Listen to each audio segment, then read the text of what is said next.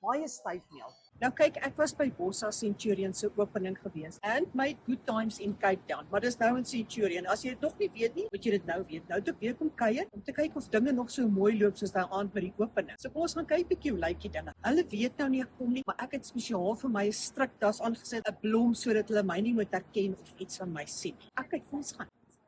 Die blomme is nog steeds die nasionale blom en nog steeds vars, lieflik. Nee, dame, ek gaan dit nie vat nie. Ek sit dit nou weer terug, hoor. Sekuriteit is ook nog op standaard, hoor. Kom ons gaan kry 'n mengeldrankie, dan check ons bietjie uit. No beef, no life, no lie. Een van die trademarks van Bossa. Lekker vars vleis. Gister van die plaas af gebring, ryp gemaak.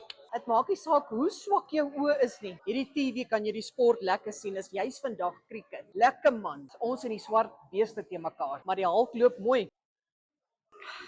Nou soos hulle sê, hierdie kitchen makes the onions cry. Maar ek wil vir jou sê, hierdie half drankie nou, vat die pineapple oop. Slice baby. Jy het nog nie pizzas geëet tot jy hulle pizzas geëet het nie. Jy weet soos daai Lady Diana tipe pizzas, nou nie daai Camilla terre stalle toe nie. Lieflik, hier is waar die dinge gebeur.